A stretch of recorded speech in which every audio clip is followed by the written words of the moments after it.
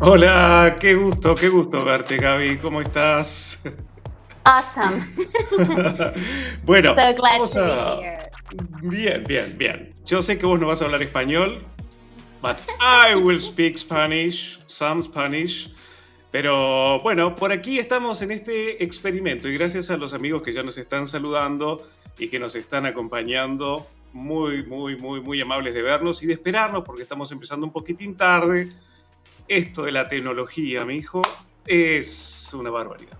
Pero bueno, estamos estrenando The Bilingual Hour. Es un show que estaremos haciendo, bueno, todavía no tenemos definido cada cuánto. Vamos paso a paso, vamos con el primero. Es una experiencia innovadora. It's all about innovation. Es un show bilingüe, o sea que vamos a hablar un poquitín en español. El único que va a hablar en español acá me parece que voy a ser yo.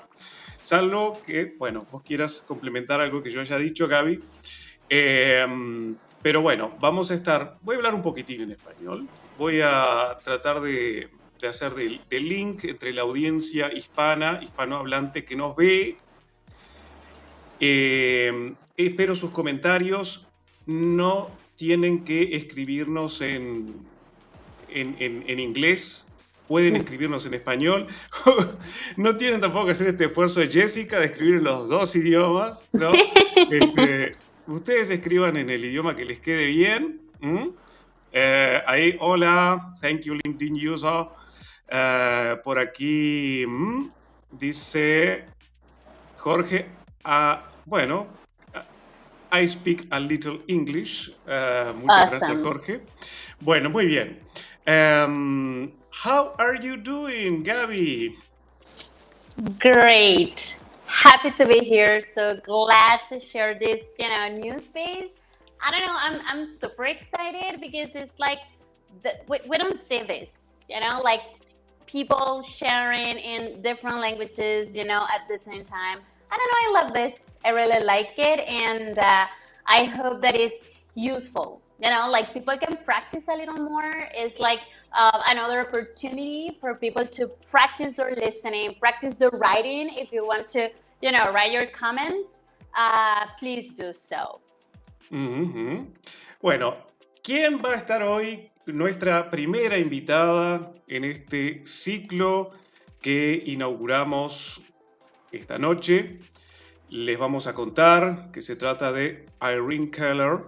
Es una estratega de marketing, estratega de negocios, se hace llamar LinkedIn Whisperer, y le vamos a preguntar por qué se hace llamar así. Es profesora universitaria y bueno, y con toda su experiencia en marketing, bueno, se ha enfocado en esta red, en LinkedIn, para promover los negocios y sobre todo de mujeres, ¿no? Enfocado a público femenino.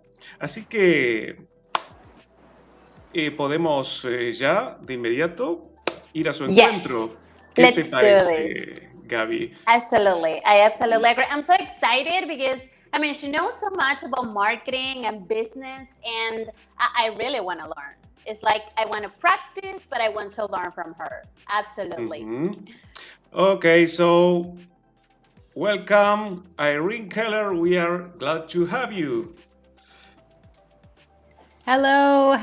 I am so delighted to join you both for this first episode of your bilingual hour. So I'm so happy that you asked me to participate. Well, we are glad to have you here. And Gabby, do you want to ask her the first question? Of course. Well, thank you so much for being here. It's a pleasure for us to have you in our first, session. So I'm extremely glad about that. And Alejandro was saying at the beginning, like, people call you, why do you call yourself a LinkedIn whisperer? And first, of course, if you want to introduce yourself, if you want to tell us a little about you, what you do, who do you work with, that would be so interesting. Okay. Well, great to see you all, everybody here. My name's Irene, and I am here in the San Francisco area in California. So really super excited to connect with you all. And so I do a couple different things. My Spanish is very limited, but I heard mentioned that I teach social media marketing at 2 universities here in the area. And for my own business, I'm really, really focused on LinkedIn, because LinkedIn is like the most powerful place, the most powerful tool that you can use to attract your ideal clients, to your ideal employer, to show your reputation, your expertise, all of those things. So that is really what I'm focused on. And I work with a lot of people, but mostly entrepreneurs and business owners and executives. So Yeah. Mhm. So I'm ready for the conver. Oh, you asked me about LinkedIn Whisper. Yeah, that was I didn't give that name to myself. That was someone else who, and then it caught on. Is because sometimes we use the word whisper as somebody who has a special skill, who's able to make something complicated simple. And so I've been using the name ever since. Great. Okay. Thanks for sharing. That's very interesting. So, but you like it? I mean, like you feel like that's a good way to describe what you do on LinkedIn. Yes, I'll admit it took me a little while to get used to it. But I do think that one of the ways that I approach LinkedIn that may be different from a lot of other people, and one of the reasons like my clients and students like to work with me is that I really focus on breaking down LinkedIn into a step-by-step process, because it's very important that you do certain parts of LinkedIn and certain things on LinkedIn before you do other things. Because if you do things in the wrong order, you end up like damaging your reputation or losing opportunities. So it's important to do things in the right way, and also not waste your time doing things that aren't going to help you get closer to your goal. Ujú. Ok, bueno, sí, yo me había olvidado de aclarar en los nervios del comienzo de este streaming que estamos una conexión internacional. Gabby from Chile, I'm from Santiago, Chile, I'm from Montevideo, Uruguay, y nuestra invitada está en San Francisco, California. Bueno, vamos a un poco resumir un poco lo dicho por nuestra invitada, Irene Koehler.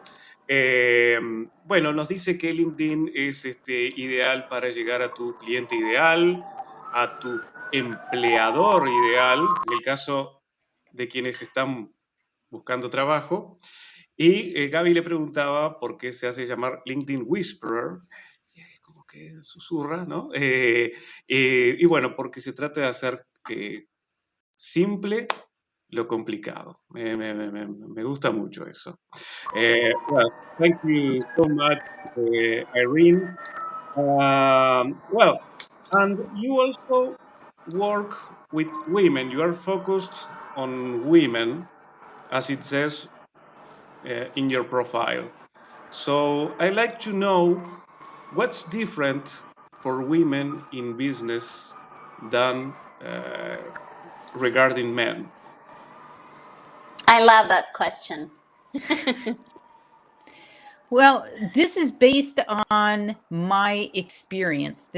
I didn't do a scientific study, but in my experience over maybe 15 years of doing this, I have found that there is, and this is, I'm generalizing, which I don't like to do, right? Every person is different, but in general, there are different ways that often women versus men, how comfortable they are saying, I'm an expert in this area.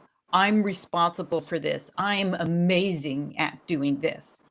And very often, again, it's not 100% true, but when sometimes men feel more comfortable to say, this project was my responsibility, I executed this project, whereas many times women will say, I was a member of the team, everyone contributed, I was just one person.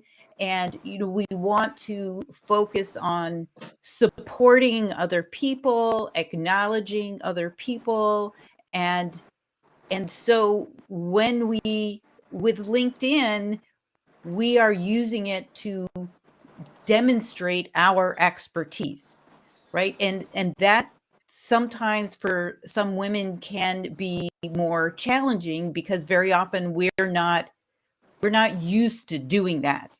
We're used to spreading the credit to everyone. So that's just one difference, because sometimes I hear from many women, like, it feels like bragging when, yeah, which we don't want to do, but it's not bragging. It's just telling the truth and owning what you're wonderful about and sharing it and sharing evidence of it. So those a couple ways I see a difference. I've experienced that working with clients because I see that many women don't like to brag about, or they feel they're bragging about their achievements, and that's something that, well, for men it's less complicated, and so, well, it in all the in many realms that's something that happens. Do you feel the same, Gabby? Absolutely. Actually, I mean, and it's incorporate, of course, but before that too, it's like women, I mean, in general, do not apply to a job offer if they don't think they qualify like 99%. If it is like 95, I don't think I should, because, like, I'm missing this or that. And men are absolutely the opposite. It's like, I'm getting 50%, I'll do it anyways, right? So that is a mindset thing that, I mean, women, we need to work a lot on. Absolutely. Okay. Well, Irene, regarding social media, well, your preferred social, your preferred platform is LinkedIn. But in general, how can we say that business professionals can take the most of their resources that are available in the digital space? So do you mean how can we best, like, show up in order to achieve whatever your goal is? So one thing, and this is true on any platform. It doesn't matter, LinkedIn, Instagram, wherever you are. People don't care about us. People don't. They care about themselves, and they care about what we can do for them. So and at first it sounds harsh. I mean, it sounds mean, but it's not.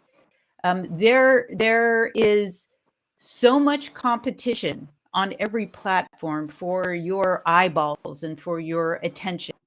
And, you're scrolling through on your phone, looking at posts. People are going to stop and look at something that is useful to them. It's entertaining. It teaches them something. It solves a problem. It helps them do something better than they could do before. And that so many people use social media when you use it to talk about yourself. Hi, my name's Irene. I'm amazing. You should hire me to do this. You should hire me to do that. People don't care. Right? Yep. If you show up understanding what your target audience, whoever that is, what their pain point is and what their challenges are, and you show up serving them, right? Giving ideas, giving tips, then they're more likely to then eventually care can't assume that just because I have a LinkedIn account or a Instagram account that people are going to come to hear all about Irene. Nobody cares.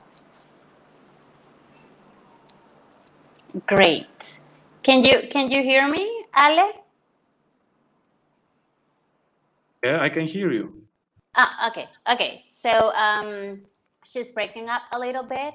I absolutely agree. It's like there's value in all of us, right? And we have to show people what's the value that we gotta offer, how we can help them, right? What we gotta offer. Irene, can you hear me now? Yes. Awesome. Okay, so now there's another question now that we're talking about, like building this brand and sharing the value and everything that you gotta offer. Now, I mean, it's like, is personal branding only for entrepreneurs? Like, I mean, only entrepreneurs should create a personal brand, or is it for everyone out there? It is for everyone. And Mm-hmm. even if you have not built a personal brand, you already have a personal brand. I love So- that. Can you elaborate a little more? Yes. And I know my audio is breaking up, so I hope you're able that the listeners are able to get enough of what I'm saying.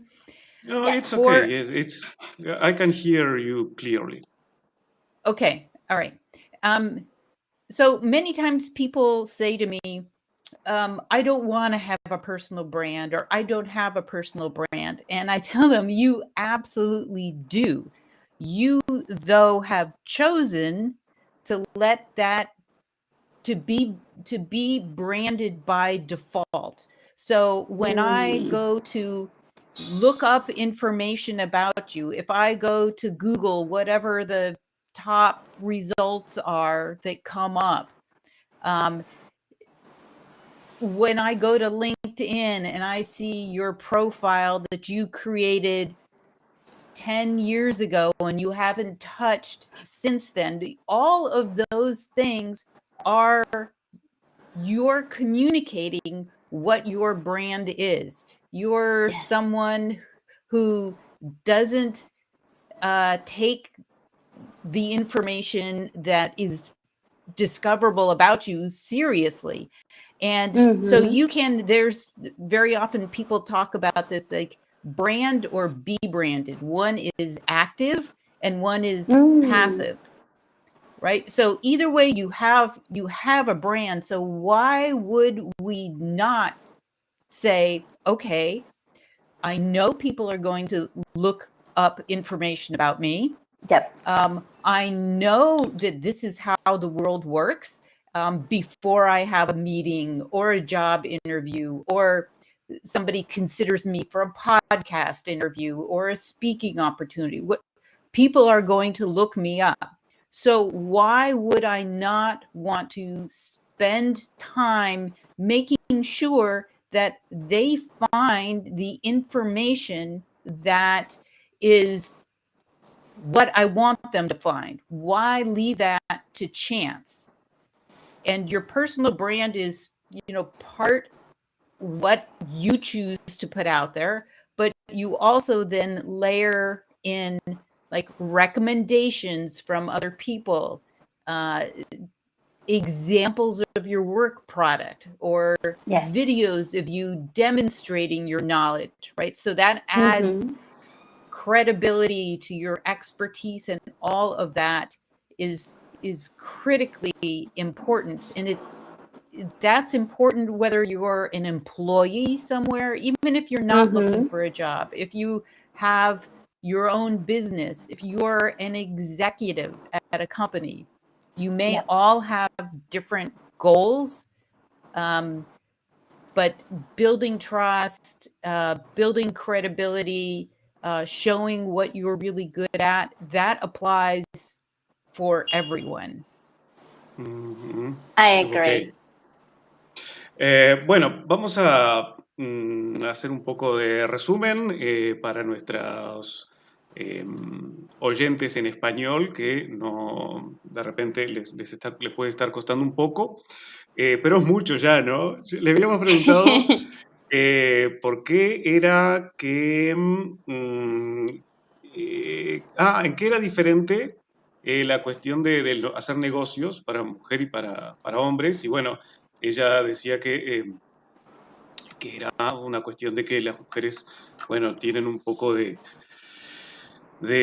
pudor, ¿no? En cuanto a estar exponiendo demasiado sus logros, que suelen decir que, bueno, hablar de sus logros, hablan de los logros de equipo, ¿no? No nos gusta alardear.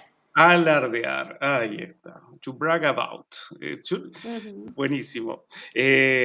Bueno, entonces, bueno, eso era con respecto al tema de la diferencia entre hombres y mujeres en negocios y en muchos otros aspectos. Y después, bueno, empezamos a hablar del rol de los medios sociales, de social media, que era importante porque la gente, lo que dice Irene es que la gente, people care about themselves, la gente se importa por ellas mismas y que es un mundo competitivo y bueno, y que hay que mostrarse, ¿no? Y sobre la marca personal, que tú ya tienes una marca personal, no es una cuestión de tú vas a crear, ¿no? You're not going to create a personal brand, you already have a personal brand. Y hablaba un poco aquello de brand or be branded, ¿no? O sea, hacer marca o una cuestión pasiva, ¿no? De hacer marca. A mí no me quedó bien claro eso. Y que la definan, ¿Sí? por ti también, claro. Ajá. O Que sea la que definan porque el espectador la va a definir por ti. O sea, si tú no expresas Ah, tu brand, si tú no expresas tu marca, quién eres, lo que eres, te van a definir. Las personas te van a ver y te van a definir. Te van a etiquetar. Entonces yo prefiero crear mi brand, my personal brand, y demostrar al mundo a esperar a que los demás me coloquen una etiqueta a mí de cuál es mi branding, de quién soy como ok, marca. ok. Tomar las riendas, ¿no? Ujú. Bueno, vamos, antes de darte para que hagas la próxima pregunta, before you do the next question, Gabby, vamos a leer algunos comentarios que amablemente nos están dejando los amigos. Por aquí el de Mexico City, en inglés está Manuel Alejandro. No existe tocayo en inglés, ¿no? No hay manera, no. No existe. Well, greetings from Mexico City. I'm glad to share that today I've been notified about my new job. Congrats, Manuel. Congratulations. Ha estado desde septiembre desempleado. Bueno, nos alegramos mucho, Manuel, que tengas un nuevo trabajo. We are glad that you have a new job. Bueno, Yeah. vamos con otros mensajes. ¿Cómo practican, eh? Dice Jasmine, I like that idea. You are your own brand yourself. Okay. Yeah, Irene likes it, and so do I. Andrea. From our speaking club. Oh, congratulations to Irene for dedicating her time to studying how women develop, how they face challenges while achieving results, and empowering themselves to lead other women and girls. Well, thank you very much for your comments. We are on the bilingual hour talking to Irene Koehler, LinkedIn and personal branding specialist. Awesome. So we were talking about this branding, right? Like if it's for entrepreneurs or it's for everyone. No, we know it's for everyone. We're all. Now, what about senior? Because that is a very common question too. Like, I'm a senior employee. I've been working in this company for years, 15 years, 20 years. Do I need to create a personal brand? Why? Why is that? Being a senior employee. Well, so I would say two things. about that. One, we already covered that you already have a personal brand, right? So it's not, I don't like to talk about creating a personal brand because it already exists. It's our choice if we want to intentionally work on it, so it helps accomplish the goals. So those senior employees, executives, there's information out there about them. For the I don't know if you're talking about executives, but for some of those senior people, their personal brand is important, but for likely very different reasons than someone who is more junior, because their goals are different. For executives, for example, there are numerous studies that say how much it impacts trust in the company when they see when people see executives show up on social media. It makes so having a LinkedIn profile, for example, it makes someone seem more human, and then it helps to humanize the company, because I love that. people now, we're not, you can see so much, we're not satisfied with just buying a product or buying a service. We want to know who the leadership is, who are the people behind that company. We want to know so much more about that, rather than just trusting a company name. So it's much more out there, and it helps, not only can help them build their thought leadership, speak at conferences, do all of that, but it helps their company when consumers or potential employees, they're researching a company, they want to know who is in charge. Absolutely. Yep. Absolutely. And it is about authority too. Like showing your authority in your industry, your position, whatever it is. I think sharing content, commenting, interacting, connecting shows how much about like your industry, and how updated you are with the things that are going on. So I think it's extremely important. Yeah. I agree, and I see there are some executives that think that it won't be convenient for them to show up.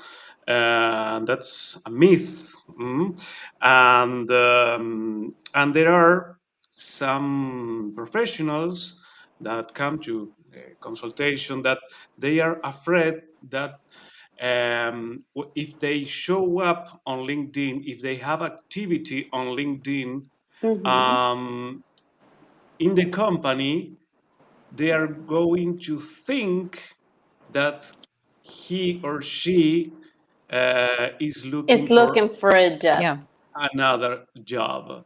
And and I try to explain that that's something that's a huge mistake, or what Irene is saying, that the trust in the company increases. There's a lot of evidence that personal branding enhances the corporate branding. That's great. Okay, so we have been talking about senior professionals, Irene, professionals with seniority, but what about entry level or student? When is the best time to start not creating but working Building. on building your personal brand? Today. Yesterday. That's the best time, no matter who you are. Today. Okay. Yeah, I would say yesterday probably is not realistic, but I've spoken many times to not only college audiences, but high schools. And I really encourage them to look around the room, right? All of your fellow students, your instructors, all of those people, this is the beginning of your network.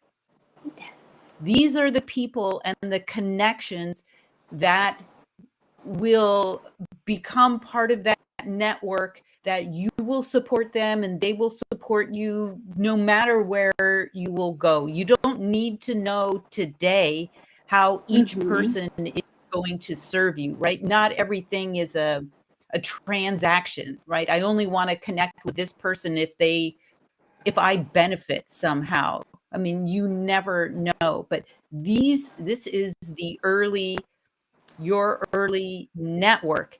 And I always tell students because they say, oh, LinkedIn's for old people or more senior people, but just imagine if all of your peers are saying the same thing, or many of them, what kind of opportunity there is for you to stand out and stand above everyone else when you are applying for an internship, or you are, applying for your first job out of college.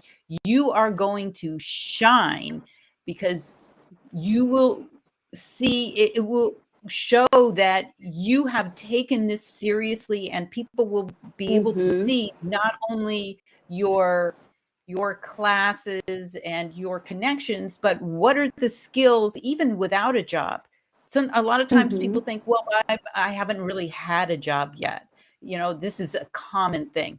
If I haven't had a job, what can I possibly put on there? Well, very often there's group projects, there are volunteer work you've done, there are other things that you've done through which you have developed skills and you've demonstrated your ability to make a difference, to make a contribution. That's what's important, not just the title, a student project or an internship, and you have the chance to show that off. Yeah, something you're learning. I've heard I can remember someone posted a while ago that instead of posting your certificate when you have finished a course, put some content. Tell what you have learned. Yep. Yes. I say that for any kind of post, whether it's a certificate or it's a link to news, a news article or anything. You always add some context around that. Have an opinion. What did you find fascinating? What did you learn? What do you disagree with and why? How would you do that differently? The thing that somebody else did. Take a chance, show personality, show your point of view, have an opinion. That comes across so much more powerfully than just saying, oh, here's a thing. Okay. That's not interesting. Bueno, vamos a poner en común algunas cosas. Difícil. Estoy tan atento, escuchando, that I'm not taking so many Notes. notes. Pero bueno, tú no creas una marca personal, eso es, tú no creas una marca personal, tú tienes una marca y eso, bueno, la trabajas, la proyectas, etcétera, etcétera. La marca personal de los profesionales humaniza y beneficia a la compañía cuando los ejecutivos, los profesionales de la empresa se muestran. Y bueno, y si eres muy joven, si eres muy un estudiante, si eres, bueno, no tienes experiencia laboral, no tienes títulos, pero tienes experiencias de aprendizaje, proyectos de grupo y eso lo puedes exhibir. ¿Algo más importante que yo me haya salteado, Gaby? I don't know. Ok, bueno, vamos con los comentarios. No, I don't think so. Ok, bien resumido. Ok, ok. Es the core of the the concepts. Ok. Bueno, vamos con algunas preguntas, algunos comentarios también. Nuestro amigo Ariel Hernández, Personal Branding Specialist from Buenos Aires, Argentina. Thank you for being here, our friend. Dice, I agree with Irene's opinion on the personal brand of senior talent. We too. Y nos deja una pregunta para Irene Koehler. What do you think, Irene, is the biggest mistake that makes a senior talent obsolete or postponed for the market? A question from Ariel Hernandez to Irene Koehler. I'm not positive. I understand the question. So obsolete makes me think, I'm not sure if you're talking about age of the person. Like, I mean, the fact that the person is not, I mean, it doesn't call, like the attention, like, they got nothing new to offer, something like that. Parece que obsoleto no se usa mucho, ¿no? En habla inglesa. No, it's like they don't have anything new. Like you were talking a lot about updating, and yep. So this might help. One of my clients that I was just recently working with is someone very senior, has tons of industry expertise, like crazy amount of industry expertise, has been working in this industry for 30 plus years and has received award after award after, I mean, amazing. And so I wrote her, because this is what I do with many of my clients, is I write their profile for them. I also have a course, but for many of the people, I like take all this and it was important to her that all of these things, because they were so meaningful and so special to her, that she wanted to include all of that. And the point that we got to is I wanted her to understand that from someone who doesn't know her, a recruiter or a senior C-suite person in a corporation that may be looking to hire her as a consultant, when they see that much experience, even though it's fabulous, they may think out of date. They may think not current with the innovation and everything that's going on. And so we cut back on some of that and made sure to add current language, really focus on where she wanted to head. And this is one thing that I talk a lot about with LinkedIn, is many people think of LinkedIn as historical, right? Your profile is I used to work there, and then I used to work there, and I used to work there, and blah, blah, blah, it goes back and back and back. And so that's kind of like, if you're driving, that's kind of like looking in the rear view mirror, right? I'm looking where I've been.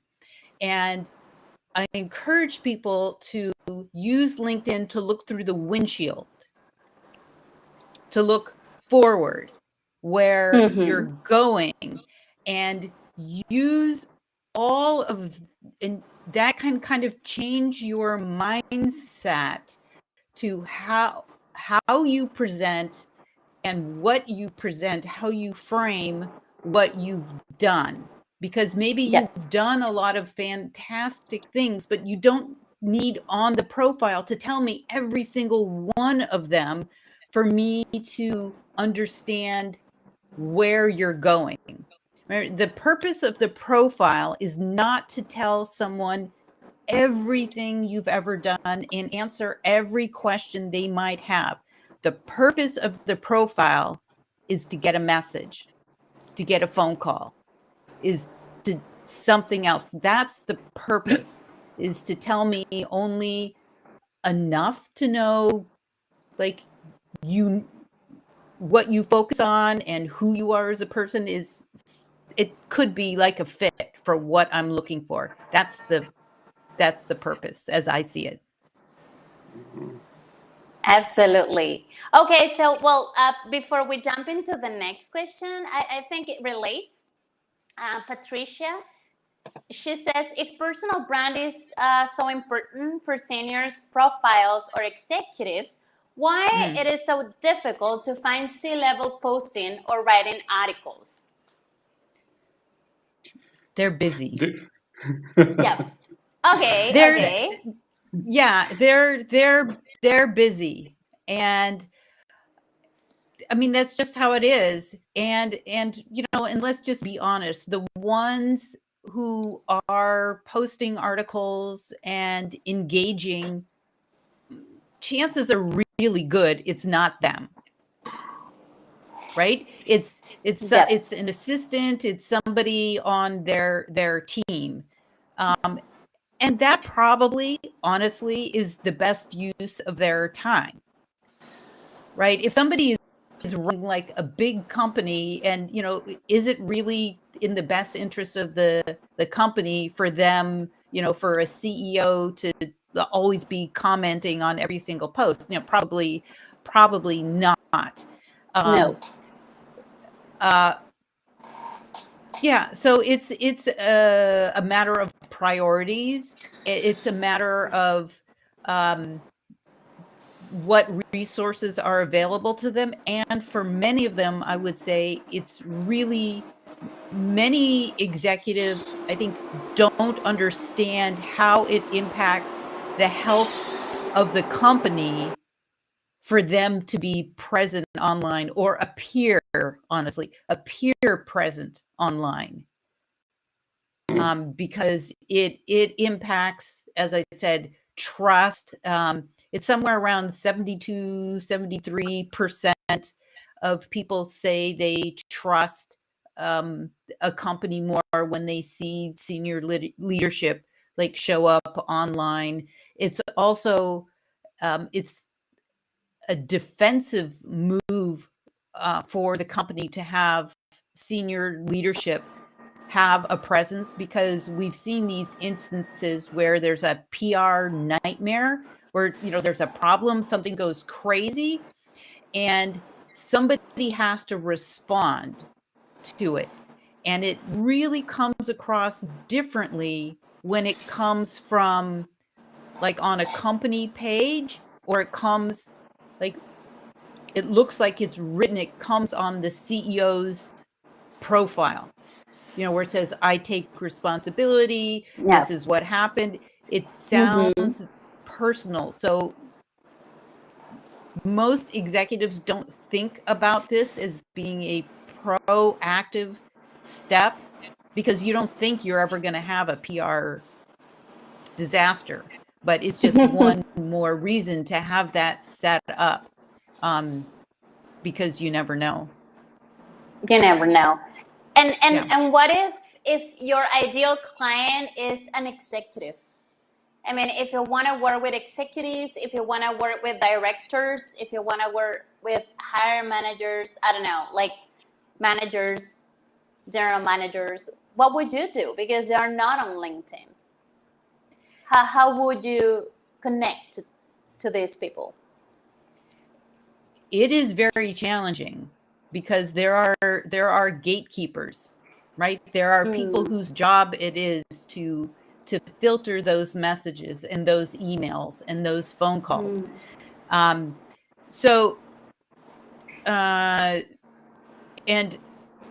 many people that I've worked with say, but I have this thing that I do, this thing that I sell that I know is going to help them. But just imagine that thing that how confident you are. There are 100 other people who have an eye on also thinking that they have that thing. And so when they look at their inbox, it is just flooded with pitches, which is not the way to approach people on LinkedIn.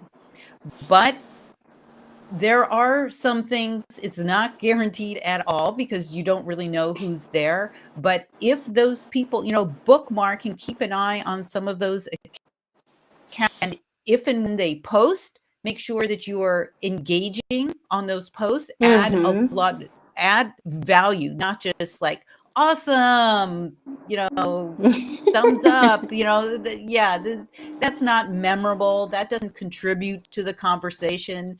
But add something valuable and just keep doing that. Do that on their company page posts. Do that. Go to Twitter. Where's that executive's Twitter account? Do the same thing. Add value. Share resources that are related to what they're talking about. Yes.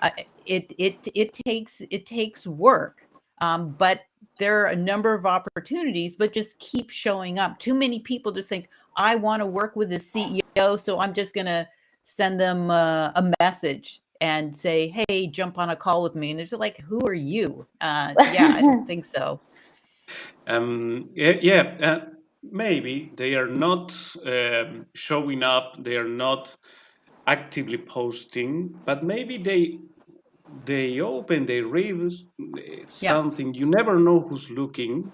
Yes. And if you post frequently, maybe they you can be, they can know you. And you can also activate the bell. Right. Because I don't know if there's any study about this, but maybe people activate the bell with those profiles, that are very active. But there's an opportunity when a profile is not very active. You can activate the bell, and when that person posts, you are the first who leaves a comment. And as you said, Irene, adding value. Right. With that Right. comment. Yeah. And if you want to work with a company and so you have your eye on the CEO, just ask yourself, do I really need the CEO? Right? Is there, because, if you have a training program that you think would be good for a company, or, a product or some software or something else, chances are there are other people in the organization for whom this is like much closer to their interest. Maybe they would need the CEO's approval if they decided they were interested in it, but not everything, take a different approach than what everybody else is doing, because everyone is going, they just think automatically, I got to go for the top. Agreed. Patricia hizo la pregunta.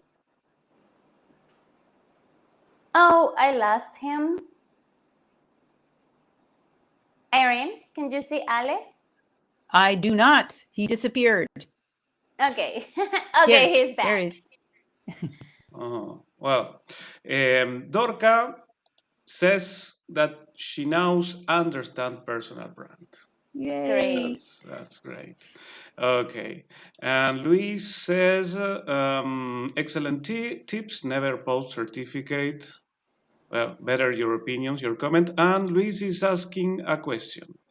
What would be the key points of a good personal brand?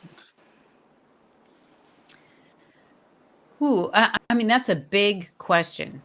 That's the big question. But I'll share a couple that I think people miss.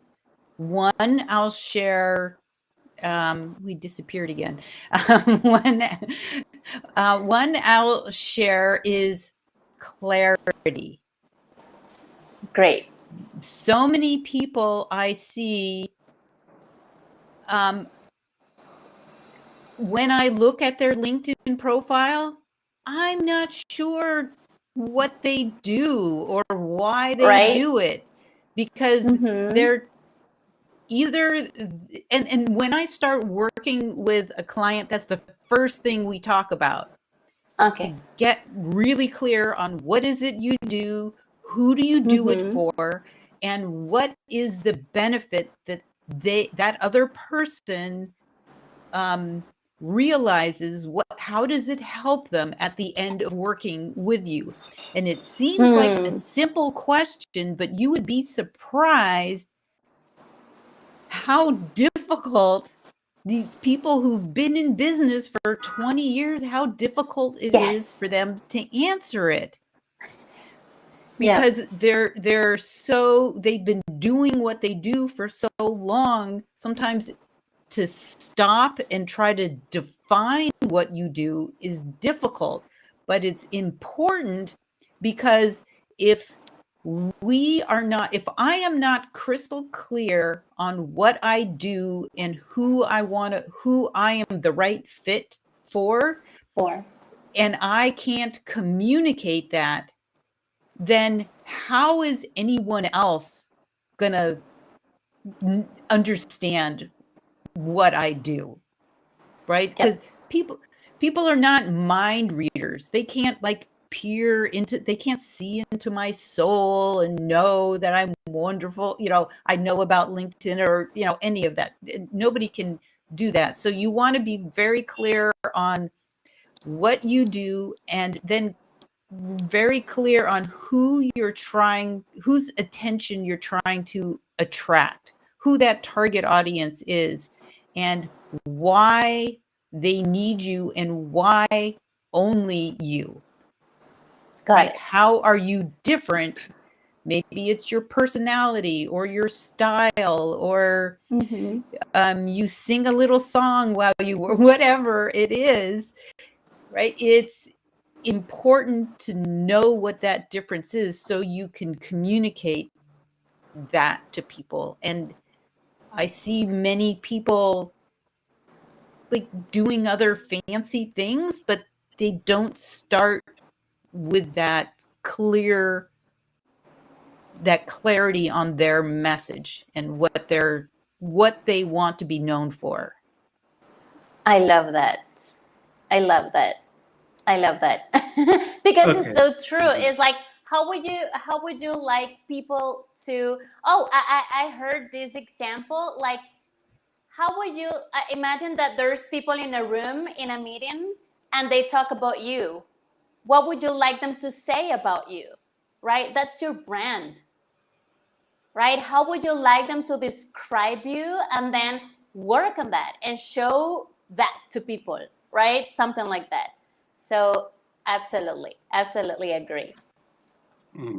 I'd like to bring up some matter, go back to something you were talking about, C-levels and crisis management.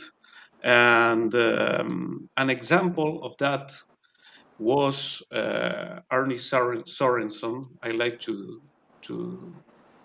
remember him because he was an important CEO of Marriott International, and he was an example of crisis management because he loved social media. And when the pandemic started, he did a wonderful work on communication, and that's a great example of what you were talking about minutes ago. Well, unfortunately, he passed away last year on February, but it was a good example, and I think that many C-level executives can follow suit because that's a great example of being in social media. Um, well, this crisis communication crisis that appear with frequency now. I've seen on your posts that you are very worried about Twitter and all the. I see that's a platform you like, and you're very worried about what Elon Musk is doing there. Well, I like to ask you some words about the current situation on Twitter. Yeah. Well, speaking of personal brands, Elon Musk has a very strong personal brand, right? It's very, very strong. I think his personal brand is somebody who is, this is my opinion, careless, insensitive, a little bit narcissistic. That's his brand, right? Everybody, I mean, when he says whatever he wants to say. I don't know. I mean, I have a lot that I can say about what's happening on Twitter. I don't know how much detail you want, but I think it seems highly unusual to see a company like falling apart so quickly in a 2-week period. And Twitter is based it's like right by me. And I've been to their headquarters a number of times. I mean, it's just a building. And there are many things with the Twitter business model that, of course, the changes needed to be made. Of course, yeah, all of that is true, and I agree with all of that. But there also is a way to do things and to be kind and considerate and respectful of people, and to not discard them as, I don't know, property or and I'm sure you've heard, particularly in the area where I am, in Silicon Valley, which is like tech everything, just every tech company is here, and many of them are laying off. So, I mean, in this area now, it's just by many thousands of people, just 11,000 people at Facebook, which is practically down the street from me. But there are just kind ways to do that. So there's a way to manage business while still not damaging like trust, and helping people, have a better path to whatever comes next for them. Bueno, creo que hablamos inglés más del 75% que habíamos dicho. Realmente, bueno, esto ha sido un experimento, así que Listo, es una idea que no se había realizado nunca y bueno, y ya analizaremos cómo seguiremos. Capaz que la próxima la hacemos todo en inglés y ya está, porque realmente I really enjoyed this conversation, Irene. And I'd like to know what's next for you and how can people get in touch with you. I would love for people to get in touch. Of course, LinkedIn is the best place. So send me a message on LinkedIn. I would love to share a free resource I have to help you with something on your profile. But send me a message and just say hello and what did you find interesting or valuable about the session.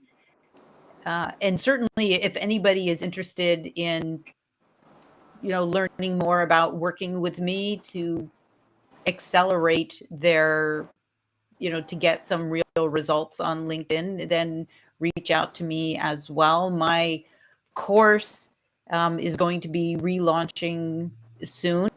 So I'm happy to share all the information about that as well. But I'm just delighted to have been part of your first experiment. I thought it was a lot of fun.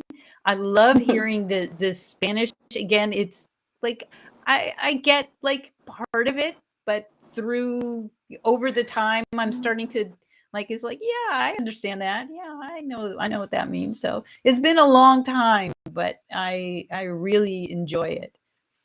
Hello. Qué bueno, qué bueno. Bueno, ay, por ahí se nos ha ido. Gabby, are you there? Yes.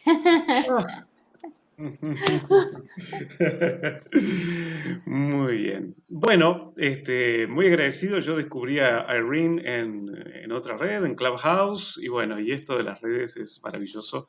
Vamos conociendo gente realmente fascinante, así que bueno, de mi parte, muy agradecido y agradecidos a ustedes por habernos acompañado. Thank you very much, Irene. I really appreciate your presence here tonight. Yeah, it was wonderful. And hope to hear you on your LinkedIn audio event. I mean, I'm so excited because I really want to learn how to use LinkedIn audio. So I'll be there. Oh, that's great. Yeah, you. anybody. So that'll be on Thursday for everybody who wants to join. I love social audio.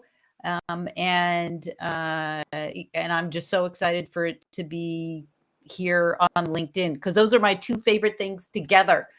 Yeah. So, and it's great for personal branding. It's great for that. So it's great for everyone, right?